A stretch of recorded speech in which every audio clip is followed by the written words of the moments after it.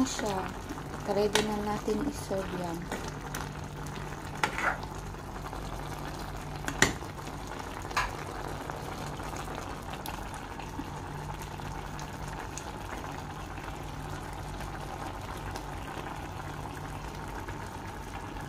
Tara, umpisa na natin magluto ng ginataang gulay. Ayan, mag-a-add lang ako ng mantika. Tapos, mainit na yan. Luya. Sunod ko na ang bawang. Magpasabayin natin siya gisahan hanggang sa mag-brown.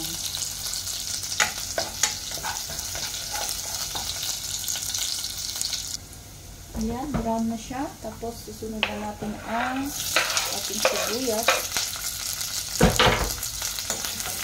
Isahin lang hanggang sa mag-brown ulit.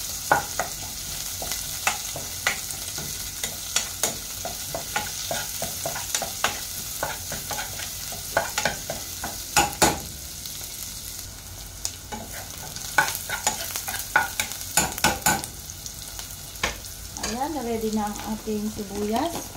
Isusunod ko na ang aking hipon. Ito, may iilang pirasong hipon ang sahog ko. Ayan. Bigisan naman natin.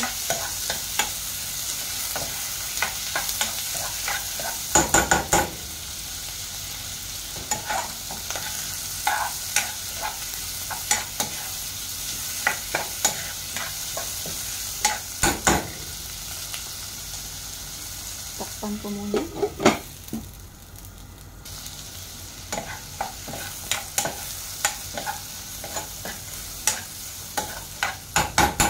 Ayan. Kailangan natin tanggalin dito dahil ma-overcook siya. Hindi po maganda sa hipon pag na-overcook. Mahirap tanggalin sa balat. Ayan. Ang gagawin natin, i-set aside muna natin ang hipon at saka lalagay ko na ngayon ang aking gulay. Sari-saring gulay po. Kalabasa, sitaw at saka talong. Tapos may kangkong din. Ayan, bitahin ko muna. Ganito po ako magluluto ng ginataang gulay. Ginigita ko muna. Kasi mas malasa siya. Isa direct na nagata. Ayan. Ganyan. Dapat luto ng gulay ay. Ngayon, may gatapon ko dito. Bubuhos na natin ang ating gata. Ayan.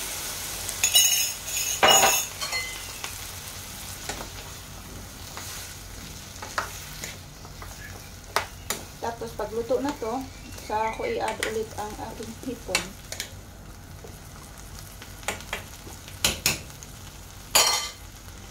Ayan, takpan na natin.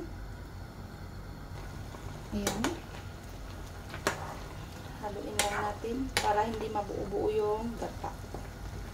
Kasi pag hindi mo haluin yan, yung gata parang mabubuo, hindi siya masarap. Dapat haluin mo lagi.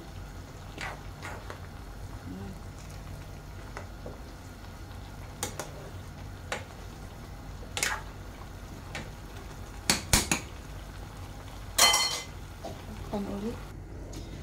Ngayon, mag-a-add lang ako ng magic sarap. Tapos paminta. Pamintang durog. Saka kunting asin.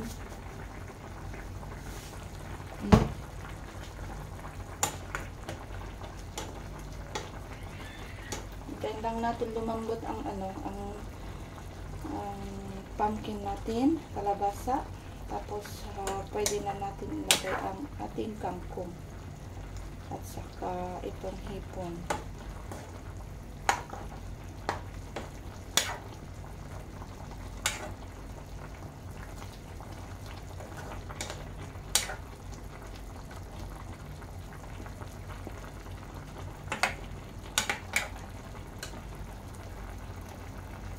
Yan guys, ang kulay niya. Medyo parang may pagka-orange dahil sa hipon natin nilagay kanina na ginisa ko muna. Tanggal yung taba ng hipon nandito. Medyo makulay siya.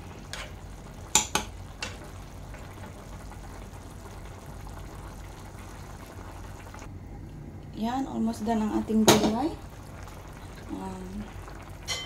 Lagay ko na ang aking hipon. Luto na to ang hipon natin. Bali, ihalo ko na lang dito para para maluto na din sabay. Tapos, yung lasa magkahalo. Ngayon, may kangkong ako dito. Lagay ko lang sa ibabaw. Favorite ko po gulay ang kangkong. Kaya, huwag kayo magtaka pag may kangkong ito. Meron din akong malunggay. Pero mas prefer ko ngayon lagay ang kangkong. Kasi, mas bet ko yung kangkong. Takpan muna. Hayaan natin maluto yung kangkong tapos ready na. Ayan guys. Medyo okay na yung kangkong. Kunti na lang, mga 5 minutes. Luto na. Kung pansin nyo yung pumpkin natin sobrang lambot na siya. Sinasadya ko talaga yan na ma-overcook kasi may baby ako. Kasama, kakain kami nito. Kasi pag hindi siya malambot, yung pumpkin, hindi niya makakain. Ayan. Favorite niyang, gulay ang pumpkin. Tapos yung talong sa akin. Ayan guys. Almost done. Sarap ng lasa guys. Taob ang isang kalderong kanin.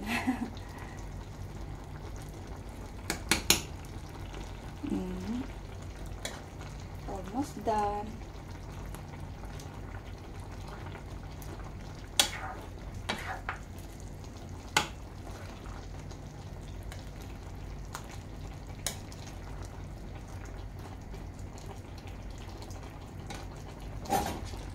Guys.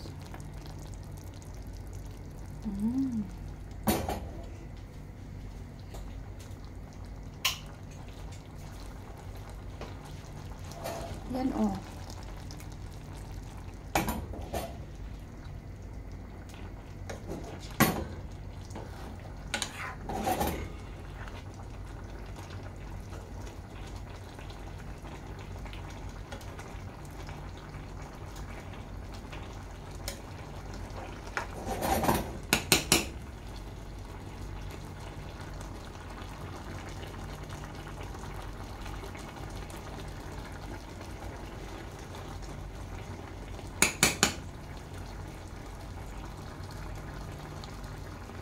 Ayan na po ang ating ginataang gulay.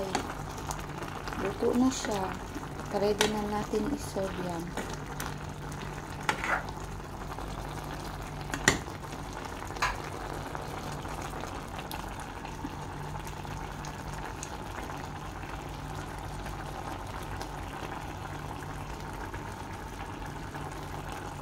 Tara, serve na natin.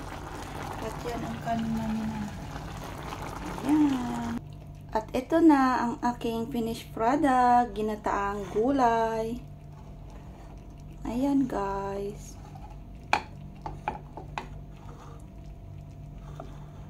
Tara, kain tayo. Bye-bye. Thank you for watching. And don't forget to subscribe and comment to my channel. Thank you and bye-bye. God bless you guys. Have a nice day.